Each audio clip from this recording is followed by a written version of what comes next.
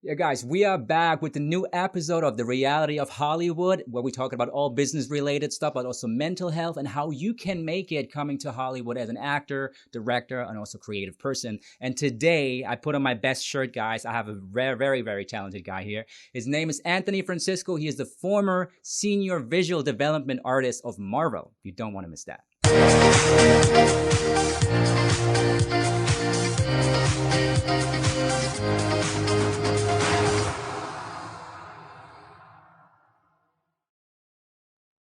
Guys, we're back in the building, right? And I put, as I said already, the best shirt on I have because today is a very special episode. I'm really glad that he made it because he's so busy, guys. You can't even believe it, right? Because he was working for Marvel for almost a decade as the senior visual development artist. And he was creating like all the characters like Loki, for example. He was doing on Hulk and also the Black Panther. But we're definitely going to talk about that in a second. But first of all, I want to say hi to my man, Anthony Francisco.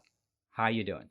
Thank you for having me. I'm glad to be here. I couldn't believe it that you can make it happen, to be honest, because I know how busy you are, I feel it was close. I know. I was like, I remember that we were texting back and forth. Man, can you do it, please? Oh, I'm not sure yet. I want to get back to you. I really appreciate it because honestly, you did so much already over the last couple of years, right? For Marvel, you basically worked on all the characters, everything that we see on screen.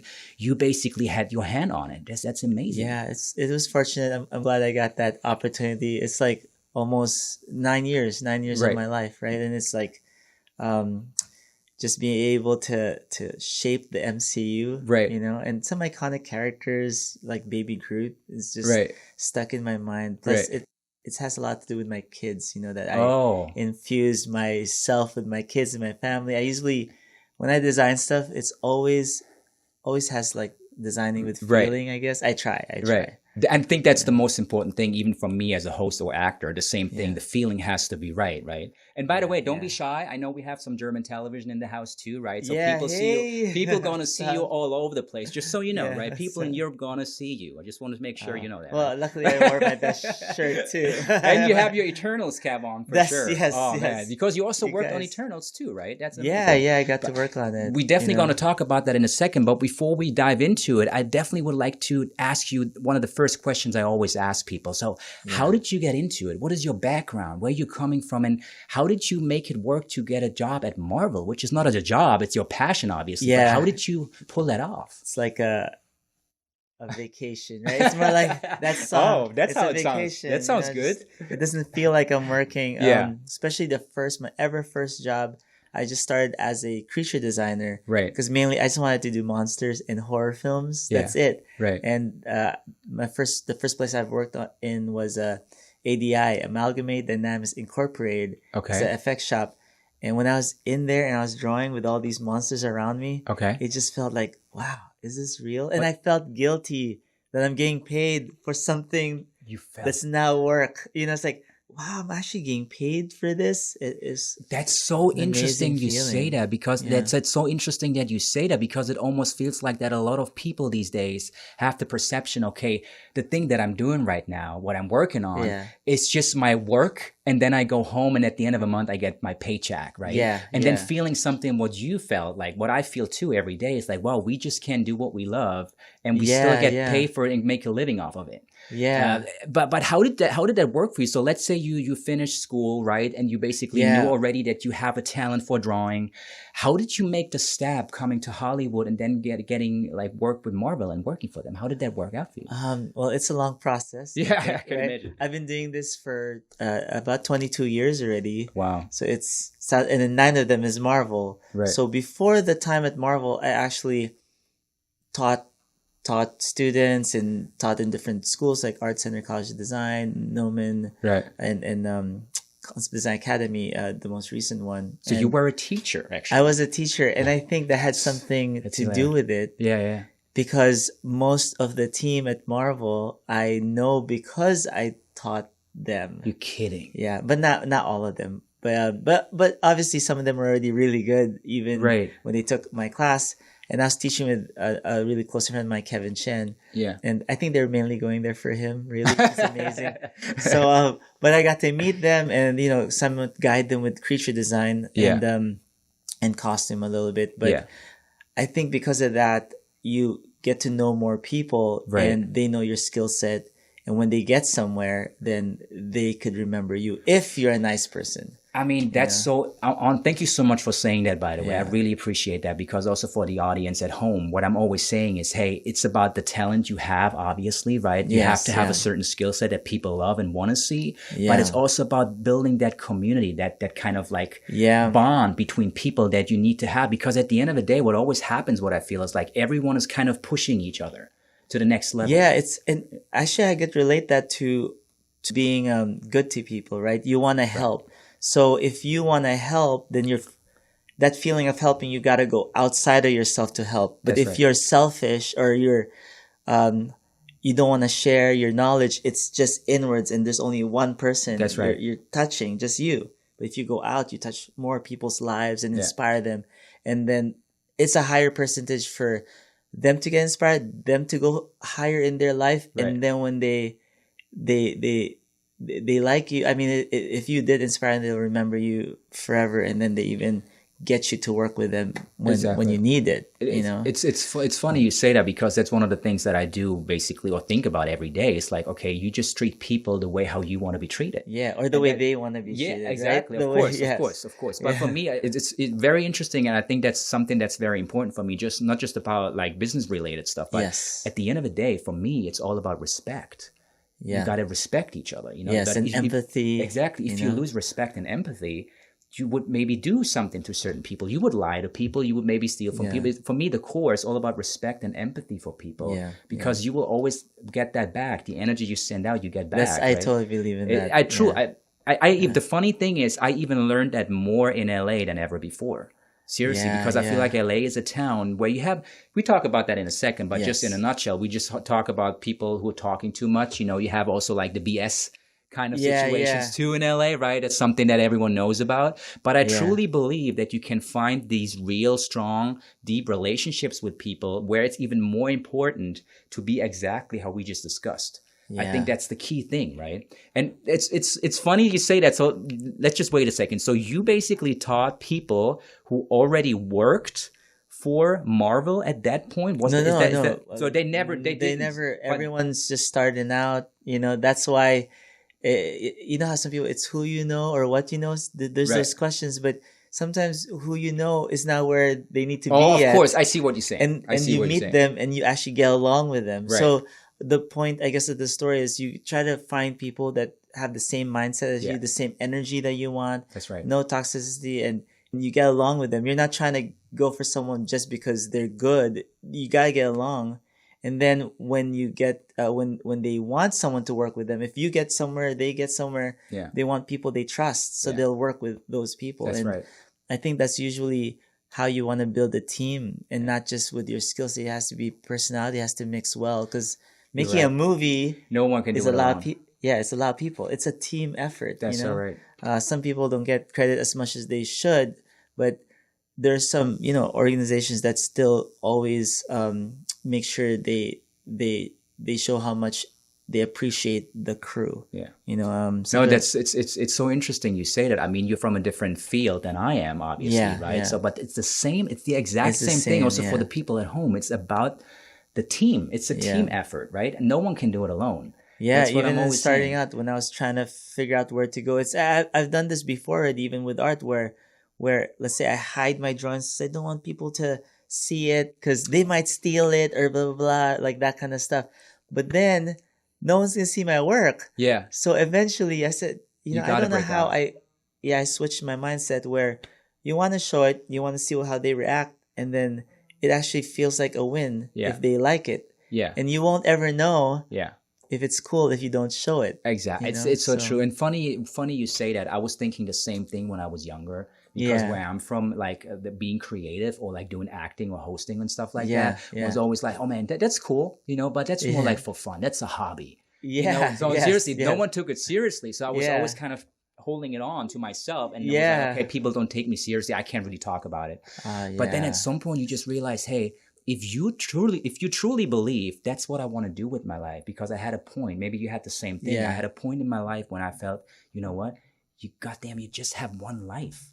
And you don't want to wake up when you're 80 or 85 and you want to regret all the things. Not just that part, the part that's a job. Like for some reason you don't connect it before, but there's a guy up there in the TV that's hosting. Yeah. So it's like you never connected that because someone's saying that, oh, that's a hobby. Well, that guy's doing his hobby. Exactly. How come that never happens? Like with art, same thing. Like we don't know the people behind the camera that they're doing this, and my parents don't know. So how can they inspire me if they don't have the information? Exactly. It's so exactly right. I think if you truly believe that you have something that even no one in your family had before, I think then you got to make sure that you're going to break out yourself. You have to have the courage to do it. Expose yourself to all information. Which is not easy for people. Yeah. I feel like some people feel... I met a lot of people in my life, honestly, where I felt like, oh, you know what? I think these people have dreams and desires. They definitely want to do something else. But they you know, those people, they just can't break out. It's just... they don't have the right environment to help them flourish, right? Which is so sad to me. I was like, damn, that's so sad, because maybe everybody is, and even yourself, are missing out on so much that we could all experience, you know? It's just going to be lost maybe forever. But thank you for saying that. I know we're really deep already, but I really feel that's a very strong point and very interesting. But so how did that work out? So let's say you started as a teacher, you were teaching all those people, and you kind of moved up the ladder with everyone. Well, so how did you... I guess if I really started from the beginning, that's not where it started. That was more in the middle where... another friend was trying to help me, inspire me to share my knowledge. Even though that moment, I also didn't think I'm ready to teach, like that kind of stuff. You almost just jump in it, right? But that's right. Beforehand, it was just, how do you say this? I'm from the Philippines, right? Nice. That's right. Born and raised? Born in the Philippines, yeah. Nice. And I came here, I think, I was 17 already, so a little older. I mean, I was 30. Yeah. Uh-oh. Oh, yeah. Come on, that 17 is good, man. Don't worry about it. 17 is good. It's good. And I've already been drawing in the Philippines. At school, I'm like the C student. Okay. C minus student. I actually didn't end up finishing college. But that's an interesting story for that. Because I already knew what I wanted. And I didn't need... college is good still for people that need that structure. But there was no structure for me. Gotcha. In college. So I had to make my own. Right. And I already was drawing creatures, monsters. I'd be drawing on my folders while the teachers are teaching. Right. I'll get in trouble all the time. So I sneak draw. Draw. I just couldn't stop it. It's like subconsciously. It was already in there. My imagination just has to go, and it's just inside, and I just have to let it out, this energy, and that creativeness. But maybe I had ADHD. I don't know. There's that. There's also that, because I was a very active kid. Right. Always got in trouble. Didn't do good school. Almost failed at some point. But that I realized that didn't mean I was stupid. Not at all. That's a misconception, to be honest. Yeah, I truly believe that. But during that time, people, you didn't do well at school. They didn't realize there's the arts that you could possibly be doing well, or athletic stuff you could be doing well, Exactly. It's also a generational thing too, I guess, a little bit, to be honest. Because thinking about my parents and my grandparents, believe it or not, I studied economics. Yeah. And people was like, what? You studied? Really? Why? I said, I don't know. Yeah. I just did it because I remember now I wanted to make my family happy. Because for them, that was the key to success, to become a manager, to study economics, because then you can become one of us, man. Yeah. And I was always like, as a teenager already, it's like, really? I think that's not me, though. I can't. But you did it anyway, because you kind of felt the pressure a little bit from outside, Yes. But then again, as you just did, at some point, I did my bachelor's, but then at that point, I felt like, that's it. I can't not continue it's not that journey. fun. That's not me. Yeah. And then I did the same thing as you did, feeling just having the courage and saying, no, stop. I don't do this anymore. I just go this route now. And that's it. Yeah, and I never looked back. So, and here we are, Yeah, so it's funny. It's so interesting to me, because I feel like, what would you say if someone, because the funny thing is I used to live in London for a couple of years, and I was working at a company beside my acting, to get some, paying the bills, as we all do. Multiple sources of income. I know, right? Yes. You have to. But the thing is, I had a colleague of mine. He was also like very creative. He was always drawing every time when we spoke, but he was more a techie guy in this company. So nothing related to his passion. And he was always asking me, hey, Ben, you know what? I got to do this drawing. I got to do this even more. How can I do this? So I just wanted to ask you the whole time already, because I'm always thinking about him when I'm thinking about you. Yes. What would you advise him today, for example, if he's in this situation, right, and feels like, hey, I got to break out? What would you advise from a mind perspective, from a mental health perspective, and mentality? Yeah, from like framing. How should he like structure his mind, and what should he do first in order to go into the right direction? I think that's a really good question, because I think I've answered that multiple times with people before. Because the self-doubt is always massive. There, right? It's always going to be there, so you kind of get comfortable with it. Yeah. And that doesn't mean you try to not think about it. You just go through it. Something like that, I did right? the same thing. Yeah. So it's like, it's there. Even though you're doubting yourself, just jump over. Because this, the story, one of the stories that I have when I first started, I went to this school called Associates of Art. This is where I started learning more of my craft. But the reason I went there, because the teachers there were professionals in the industry. Right. So instead of going to a community college, which I went to, and I said, I'm not learning what I want to learn here. I went over there when I found it. Anyway, my point is they're all professionals, and I was learning from them. But then I saw this one guy, Jerdu, who was doing creature design. Right. And that's when I found out that this creature, I draw monsters a lot. I didn't know there was a job called creature designer. Oh, you didn't even know? I didn't even know. See, that's wow. Why now, this time in age, that's more, there's more exposure for that. That's what I thought. But actually, some people still don't know that you could get a job like that, because they'll go, so what do you do? Animation? Like, everybody knows about animation. No, I'm a designer. I'm a concept artist. I'm a visual designer. Yeah. And that always like goes over their head. They don't understand what it is. That's so fun. But I met Judu, and eventually he opened up a school. So I went to the school for the open house, and this is how you guys have to think about it, is someone working in the industry would know people in the industry that he works for. So when he has something huge that's happening, that he's opening up or doing something new, and it's an open house and they invite everyone, you should go. Right, of course. Yeah, because when you go there, you're going to meet the other people that he knows. And if you're a good artist or you have some talent, back then, actually, I wasn't good enough for him to introduce me to anyone, but he introduced my friend. Oh. So to Alec Gillis. So Alec, being the nice guy he is, I actually adapted this one thing he did, because I was standing behind my friend. Yeah. While my friend was a little more, he's a tall guy, so he was a little more like, how do you say, he presents better. I see. His confidence and stuff. I was behind him, just waiting for my turn. But every time I was about to go, I wasn't sure. I was hesitant. Uh-huh. And him, I could see him noticing. I was like, almost like, okay, oh no, not yet. Okay. Like, I was going to, and not yet. So what he did was, he said, oh, hey, how about you? Are you an artist too?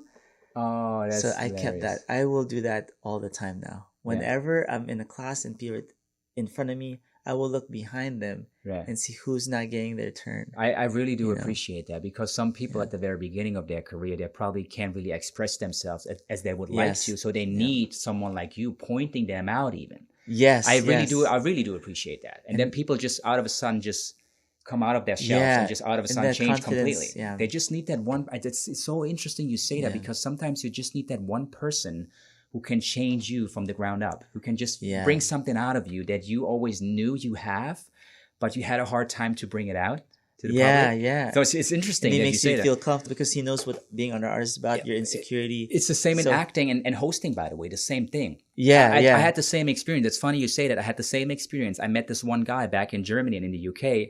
And at some point, I think there was a problem on one show, right? And there was always a host hosting the show. It was for like a pageant show and a local TV show, right? Yeah. But that one day, this guy was not available. I think he was sick or something. And they really needed someone to just step in. There was no one there. And he remembered me because I was always like more kind of an outgoing guy, I would say. But I never did any kind of, hey, everyone. But I never did that. Yeah. And he just called me up and said, Ben, I need your help. I said, what do you mean you need my help? Awesome. And I just did it. Without even knowing what I was about to do. Yeah. But that's the excitement. That was one of the best experience of my life, to be honest, because these moments when you just jump into something and you don't even know how to do it, you just function, you just do it, kind of trusting your guts. Yeah. Those feelings, no one can ever take away from you. I think that really shaped my personality, to be honest. That puts you on the next level even without you realizing it. Yeah, just jumping in, taking the failure if it fails, but just, failure is even, for me, failure right now today, when I'm thinking about it, is even more important because I feel it every time when I mess something up. I think so much about what I did wrong that I definitely know exactly what to do right the next time. It's not just a phrase, it's a fact. It definitely works. So guys, if you do a mistake at home, don't worry about it. It's going to be right the next time, seriously. Right. But a lot of people always say like, I have to be perfect. I got to do this right in the first time. And I said, hey, I thought the same thing. But honestly, if you always think that way, you will never improve really. Yeah. And it's going to stuck. You'd rather fail than not even try. That's correct. Right? Thank you. So that's even worse. Man, you and I, we should write a book. Yeah. We should write a book, people. What is happening here? Yeah. No, but... Yeah, I'm all about that, trying to get the right mindset. And, just to finish the story. Yeah, please.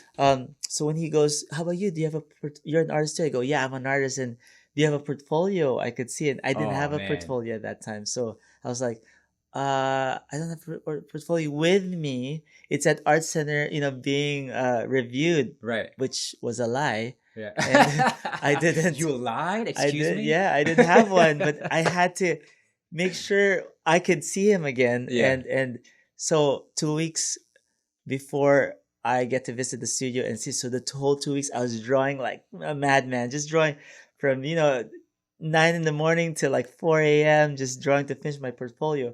2 weeks now to me seems like a long time.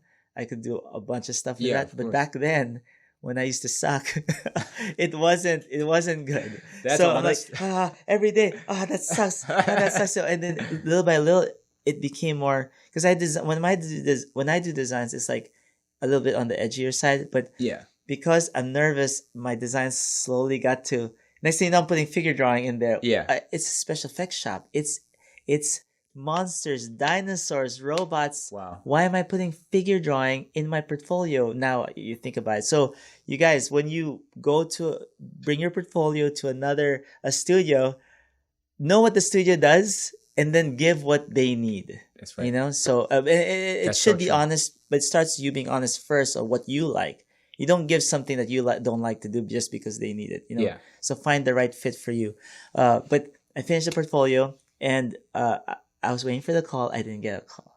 Wow. So I'm like, how did you feel about that? And seriously, in that moment, it's like heartbreaking, right? It was just like, but the thing is, no one's telling me I'm not going there yet. I'm telling them, they don't like me. They forgot this, blah, blah, blah. I'm saying that a false narrative in my head, this story that's not even real yet. Wow. And I was just about to, you know what? That's fine. I don't need them. I'm going to just build my portfolio. It's good for me because I could build my portfolio, blah, blah, blah, blah, justifying all the reasons why I shouldn't go with them or shouldn't give the call. Because the only way to fix this is to give them a call. Right. Right. And my insecurities are stopping me from just calling. But eventually, luckily I was strong enough. I picked up the phone and I called. Right. And what did they say? They said, I'm so sorry. We forgot about it. We're so busy. Can you come the next week? What? Yeah. So I'm like, okay, really? I could come the next week. Crazy. Imagine if I followed so I go the next week. That's crazy. And he's excited to see me because he remembers me, and, man, this, I think people do this a lot where when someone says something nice to you, let's say, that's really good artwork. You're just saying that. In your head, you're saying, you're just saying it because you're being nice to me, right? Yeah. Why don't you just take it as he says it? Right. And if he says it's great, even if he's lying, let's say, even if you think he's lying, just take what he says it's great and then use that to make yourself feel good. That's so true. Why flip it? That's so true. It's so, honestly, that's so deep what you said right now. I think that's even something that we always forget, kind of the self-sabotage. We kind of self-sabotage. Oh no, seriously. It's and we all do it. Even if people think they don't, they do. Everyone does it sometimes, where you basically kind of trick yourself by having false thoughts about who you are or what you're capable of doing. Just because, but just the crazy thing is just because you didn't get it from the outside. Isn't that interesting? You did not get what you expected from the outside, and that turns into your own feeling about yourself within yourself. A story you're making up. Isn't that crazy? Because we're all storytellers. No, but honestly, but that's why I'm even more glad that you just picked up the phone and basically overcame. Because that's the hardest point. Honestly, at that point, feeling that emotion, then just doing what you did, that's not easy to do. I'm serious. That's not easy to do. It is. You're right. It is hard, but this one's even, maybe it's just my personality. I don't know what it is, but maybe my parents raised me more confident. But at the same time, I don't know if they did, because I got called stupid a lot because I was a C student. Wow. But for this last part of the story is, he was looking at my portfolio. Yeah. And I had things clean, nice. Like I thought, I did a good job because I worked hard in that. He was looking through it, and just looking at his face, it looked like he was not impressed. Right. It's just like, that's what you thought, though. Yeah, that's what I thought. Yeah. But this one's where I was correct, because you're seeing him. Where are your designs? That's what he asked. Where are your designs? Because remember, I kind of got scared. I wanted to do something that I'm good at, which is figure drawing. And I put that I thought that's better to show that I could draw. Yeah, so more like sketches in a way. It's like remember what I was saying? You should have what they need, monsters and stuff. Why would I should have all monsters in my book? Oh, why figure drawing? They don't need that. I see what you're saying. So you didn't give them what they wanted to see. Gotcha. Again, I'm telling you, he is. I'm glad I met him in the beginning of my career, because he showed me a lot of good-natured stuff. Yeah. So he went through. He said, "No, wait a second. Do you have your sketchbook? This is how nice this guy is. Do you have your sketchbook?" Like, he is giving me every way. I think he believed in you already from the beginning. Yeah. You know what I mean? Seriously. I think he saw something in you. Otherwise, people would have stopped already by now. I think it's the being nice. I think that the nice quality or I guess I'm just genuine. But a lot of people say I have a nice smile. Back then when I was younger. You do now too, man. Yeah, Don't worry about that. Always smiling. That's important. But yeah, he asked me for my sketchbook, and then he was looking through it, and this is where he goes, "This is design." Yeah. This is because in my sketchbook, it's not finished drawings. It's all sketches, my notes, my head shape designs for my aliens, my stories. Yeah. Like the whole book was. My whole sketchbook was filled, and I had 2 in there. Wow! And then that's when he said, "That's it. When do you want to work? Work tomorrow." That's basically exactly the situation we talked about. You found that one person who gave you a shot, who believed in you. And by the way, you said something. I want to talk about your designs a little bit. We have even some pictures that I want to show in a second. Yeah. But the last thing I wanted to say is, what you're just telling me right now is what I believe a lot of people should kind of work with a little bit. Sometimes the situation is that you just got to make it work, which also means kind of fake it till you make it in a way. It sounds a little crazy, but it's a fact. No, that's actually what you did in a way, right? Yeah, that's really what. And you feel like, hey, you know what? Yeah, I got it. But it's with the center right now here. But I can get it to you in 1 or 2 weeks. And you're like, holy shit, I didn't even have anything. What am I doing here? What am I doing? But you kind of faked it in the moment because you felt like that's the right thing of doing right now. And then you kind of worked your ass off for 1 or 2 weeks, and you got ready. Yeah, and I think some people you are an artist. Like you're an actor. Yeah. You decide you're an actor. Exactly. And then you are. Yeah. You're just not a good actor yet until you get better. Exactly. Right? So that's the mindset. That's also true too. So I feel like every time, even when people say, "Hey, I'm not an actor yet," I'm like, "What do you mean you're not an actor yet?" Yeah, because I don't really work on the big productions. I say, but it doesn't mean that you're not an actor. You are. You are. As long as you go on set and you kind of portray someone else, a character, and you kind of feel it and you do it, then you are an actor. Yeah, if you get paid $100 or $2 million, doesn't matter. You are an actor, right? That's the creative mindset, how I look at it. But thank you so much for saying that and going so deep in the beginning. I really appreciate that. But what I also wanted to talk about is we have a couple of pictures. And one I really wanted to point out because Loki, everyone knows Loki. Yeah, Come on, he's the guy. Well, you look like you could be Loki, by the way. And I will be. And I will be. Yes. No, but I appreciate one of the variants. Exactly. I would have cast you as one. I appreciate it. Thank you so much. But interesting. I'm not sure if we have this picture of Loki, the first one. That's Hulk, but it's also a good one. But this is a very interesting one too because you did what exactly on Hulk?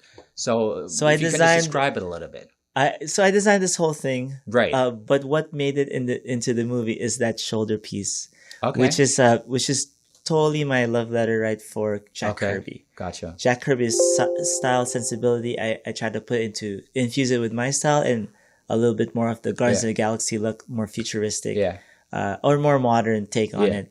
What was awesome about this is I know from a story a friend of mine was saying that Kevin Feige liked one of my pieces of Hulk running. Yeah. And he was asking for it, like, where's that other piece that that I like, I guess. And they couldn't find it. So Kevin takes out his phone and he has it in his phone and then shows this piece. Yeah. And I said, what? That's so cool. I mean, can we also show the Loki? Yeah, that's exactly the Loki. Yeah. So I just wanted to ask you about this picture, right? I mean, from a creative perspective, I was always so curious when I watch these movies, right? And I'm watching those characters and I watch the outfit and I see all of that. How did you start to even think about the idea? How does it come to you? How do you get inspired? And how do you start working on something like that, to be honest? This is one of my favorite designs. I enjoyed working on this so much because Taika actually wanted a brand new costume design instead of the old Loki. Yeah. Right? In the beginning, we were going to bring that in. But since Charlie Wen designed the first Loki in Thor 1, that's a hard shoes to fill because he's amazing in his painting. But once Taika said that, I go, okay, that's it. This is all me now. Yeah. So, obviously, I would say it started when I was really young because I love the X-Men and I love drawing Loki's helmet, especially that helmet. That's my favorite version of his helmet. It looks amazing. So starting from there, since I know his character a little bit, I've been drawing it since, in high school. Yeah. But for this movie... We can go back on us, by the way. Thank you. Appreciate it. Yeah. Let me just finish that one real quick. So for that drawing, so he lost his dad, he lost his mom, right? And his sister's after him. Yeah. And he is in turmoil. His idea is like internal struggle. So that's why I designed him asymmetrically to echo what he feels inside. So all those lines are diagonal because he's unbalanced. Interesting. And the purple inside there symbolize like his sorrow and his pain for his loss of his family. That's a very interesting thing. So that means at the end of the day, you kind of take the character and how the character might feels about them himself, like within himself. You kind of use that as an inspiration and kind of create the costume, what the person is wearing on the outside. Tell the story. So what about, I mean, that was maybe just me and maybe you said it already, but when you think about the horns, the first thing I thought to myself, is that the devil? Is the devil? Is the inspiration the devil here right now? What is it? He's very. He's a god of mischief, and the horns. I think it's because of the old Norse mythologies and stuff. He's a warrior, and I guess as Vikings would have those horns. That's exactly, and it shows kind of like power. I feel horns always show power. You see that in the animal world. Like, people like animals with horns are usually the most powerful ones, like you see that with elephants too and all those kind of, so. And did horns are like hair just compacted really hard together? That's really? Yeah. You kidding? Those are the horns, hair and skin. Yeah. Yes. You see? Okay. I think I should do like an animal documentary or something at some point. Oh man, yeah. I had no idea. I always like research when I do this stuff. Like when I was working on Ant-Man, the first one, I watched almost every ant documentary I could get a hold of. That's interesting. And then ants are like the colony, the large part of the colonies, they're all female. Yeah.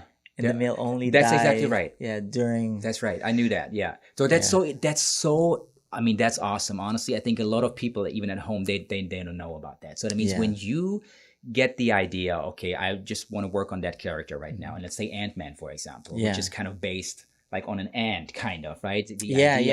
Well, I didn't design the Ant-Man costume. I designed the ants for for the Ant-Man movie. Yeah, but that still brings me to that one thing which I find very fascinating. So it's not just that you kind of come up with the idea and drawing it, you do your research. So you went back all the way into the animal world and you kind of studied those animals. You kind of wanted to understand, how do they really look like? How do they move? What do they do in like as a community, let's say? That's the most important thing. I think that's crazy. No one knows about that. Seriously. Yeah, reference, you guys look at reference, historic, nature stuff. There's so many things they do to problem solve so that they could survive in their environment. That's you know, so and they have to develop these ways of surviving, and some parts change and evolution starts. You know, so that's very important, and especially with design, because you want to evolve your design. That's right.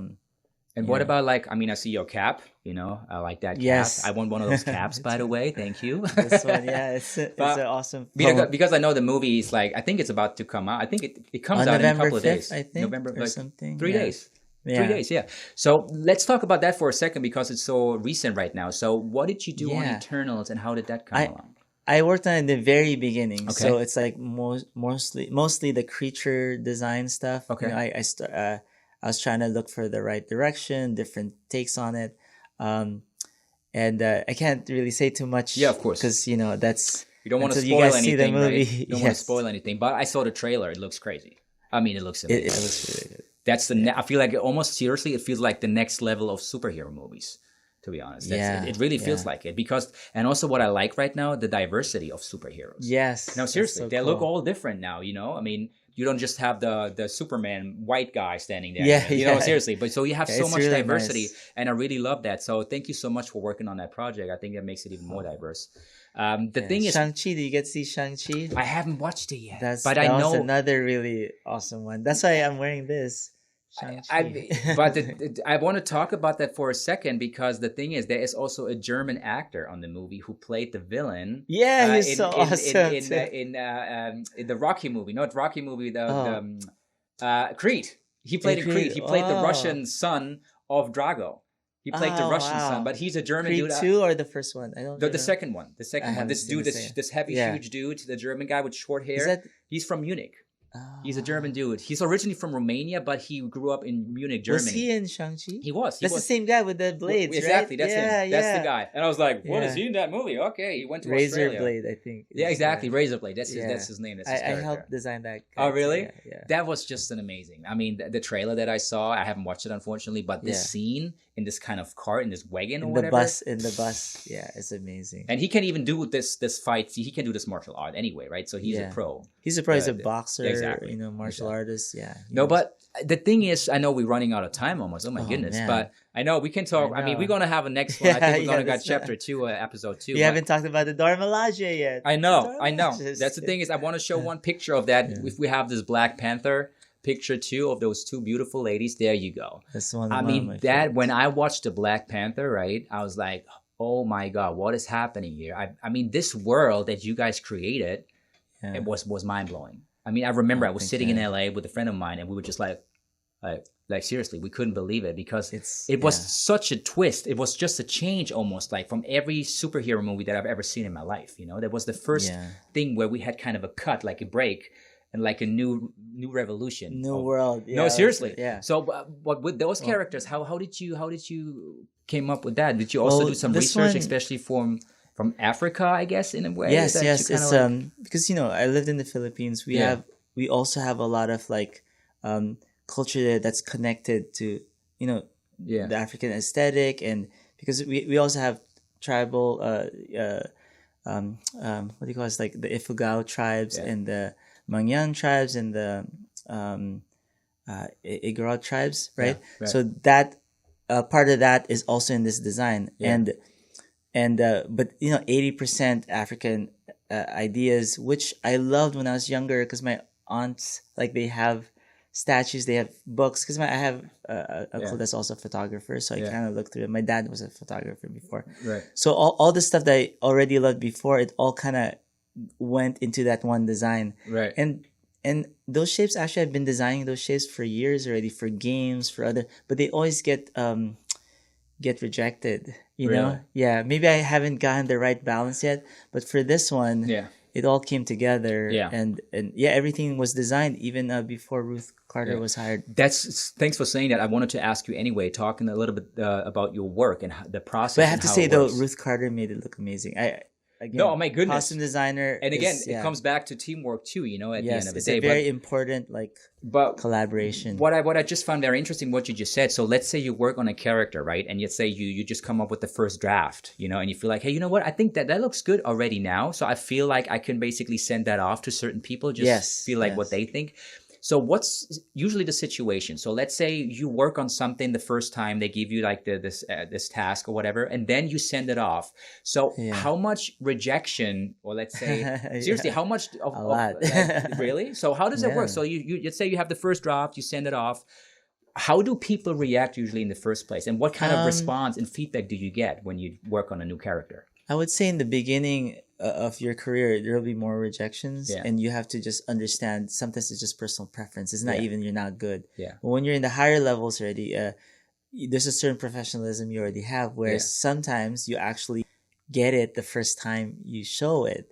But then you would have so many versions that now they're choosing between, they like it all, but they have to choose one. Right. So that's when you're in the higher levels. But for this particular one, the Dora Milaje, the script was still being developed. The kind of like the style guide is still being put together, and the only thing we would get, the fortunate thing about it is we already have the comic books, even though the script's not done yet. So we'd have the images from the comic books. So you take that feeling of the comic, and then I design it based on my aesthetic. So how much that means to me at the end of the day, what I really want to know also is like how much control about the character and design. So how Marvel much can Studios, you keep? How much influence do you have at the end if you say you come up with certain designs, and let's say some executive feels like, hey, you know what? I like this draft right here. I like this design. We should take that. How much control can you have and say, hey, you know what? I get it. I understand. I appreciate your feedback. But from my perspective, how I think about the character, I would maybe go to this one. How much of how much influence and control can you have in the process? Guess what I could say is what's amazing about Marvel is they chose the right people, because Kevin Feige is a fan of Marvel, right? Yeah, right. I've been collecting comics, Marvel comics since I was young, head of visual development. He also does the same thing, and so on, right? We all love it. So it's almost like whatever they trust us so much, whatever we do, they like. And it was established by the first guys, Charlie Wen, Ryan Meyerding. They actually got that trust. So when they hired us in, Charlie Wen's the guy who hired me for Guardians of the Galaxy, the first one. So I owe a lot that he also gave me a chance in that. So they trusted so much because of them, and then that trust has been built out more and more. So it's almost like, oh, we got to get them to do it. So it's not even about it's about us giving the right solutions for the problem. So another thing people out there should know: concept design is not just about pretty pictures. It's about solving problems. That's right. Interesting. Visually. Interesting. Right? So, no, I definitely want to touch on something very quickly because we're almost done with the show. But oh no, I know it's like where's the 45, 50 minutes? It's just gone. But what I definitely wanted to ask you, I'm always talking about that before because I feel like it's a very critical topic in LA. It's also the mental health, the mental aspect of living in this country, not in this country, but in the city, but also in the industry, in this industry, especially Hollywood, LA, where you're trying to make it. Everyone comes to this town in order to kind of make something out of their lives, right? So what would you say from your personal experience, like, trying to find your passion, and then you got the passion, but then even trying to establish yourself, what would you say is the most important thing that people should be aware of if they want to move to LA? Well, for mental health, I mean, it really is difficult because sometimes you come across people that are fake with you, right? Tell me about it. that's hard. But you should always have some reservation, but that doesn't mean you block everyone out. Still have fun. The main thing is you have fun all the time. And then if it becomes something serious, then you could be serious. That's right. So at least if you're having fun, there's that positive energy. And once it feels like it's not fun being around certain crowds, you just take yourself out of there and just take a break from it. There would be moments where, let's say, a group of people are complaining too much. Let's say. So we gotta be able to see that and then take a break from that. Don't have lunch with them as often as you normally do. Go with another person that you kind of build something together, like something more positive. We could do this, you could do this, we could do it together. That's right. Instead of I want to do this, I don't think you can do that. Once they start going, I don't think you can do that. Because they can't do it. Therefore, you can't do it. That's so true. That's so interesting. And I feel like, honestly, what I also do right now is I'm also trusting my guts. I'm really trusting my intuition and my feeling too. So I feel, hey, you are a legit person and I trust you as a human being, not just about the business. And sometimes I'm just not even trying to think about the business too much. If I like you as a person, I want to be connected to you because I feel like you are a good person. And if you also do something in the industry, that's even better. That's great. So maybe we can do something in the future, right? And it does start with you, yourself. Exactly. Because when I met you, that's right. You're cool. And you admit that. He said it. Energy. All right. Yes, and I kept in contact. That. And I always had in my mind, how can I cast him for a show? Maybe I could do just us, like. We're definitely going to do something. Something. In the future, I was just thinking some kind of 3-minute horror film. I really appreciate that. Yeah, but you attracted that to you, right? You attract what you act like. If you're acting like an asshole, you'll attract assholes. Thank you. Wow. It almost feels like you read my mind. It's crazy. I think exactly the same thing. It's so true. And by the way, coming to the last question I wanted to ask you for today. So I know that you're working on your own project as well, right? Yeah. I mean, what brings the future for you? I think you work on a film, right? So tell us about it. I can't talk too much about the short film. Really? But I am working on something. I am co-producing it with another friend because I had asked him if I could talk about it, but he goes, let's just wait till we surprise it. Gotcha. I could say though I'm a creative director now, I've left Marvel because I got funding to develop my own show, which is I'm developing a Filipino folklore series. I love the topic. When you talked to me about that, I was like, wow, that's exactly a story needs to be told. No, yes, I can't wait. I have so many people excited about it. I can't wait to actually actually, I like talking about it, but I get just it. so people would know. I like actually talking about it, so people know what it is, and slowly put it out there in the world, and eventually you guys will see what it is about. But that's that one, and I'm creative director now at Dolphin Entertainment. That's right. So that's another big thing because I'm trying to get into more NFT stuff. So please watch out for my first NFT. That's the next big thing, right? For artists in general. I love it. I mean, I just still try to get my head around it to fully understand how it really works. But what I saw already, wow, there's really some really great opportunities for a lot of creative people these days. A lot of creative. They have it has its controversies, but overall, I think they'll develop into something good for the art community. Controversies. I mean, come on. We have it all the time. There's always anything. Come on. Yeah. I mean, the media is That's always true. even if there's no controversy, the media is creating it. I mean, come on. But thank you so much for being on the show. I really appreciate it. But before we end the show, how can people find you? What is your website, your Instagram? How can people connect with you? My Instagram is, follow me on Instagram. It's Anthony_Francisco_art. I almost forgot what my Instagram. And the YouTube channel, you could find more about the Loki design I did. I explained more in the 15-minute. I also have a 2-hour one if you want to really dive into it on my YouTube channel. And you just have to search for Anthony Francisco art or design. And on my Instagram, you'd find all my other links to find my book, which is what I forgot. I have an art book. You guys could check out. Nice. It just has a lot of my work from by the way, guys, don't worry about it. We put all the links in the description anyway in the YouTube video. Awesome. No worries. I mean, you got to be fine. I put all the links in the description anyway. So if people want to get your book, if people want to just see what you're doing and want to follow you on Instagram, they're going to find it in the description anyway. So you're definitely fine. Cool. Thank you so much. I really appreciate it. We definitely keep in touch, and I have a feeling we might work on something in the future. Who knows? And I never forget about that.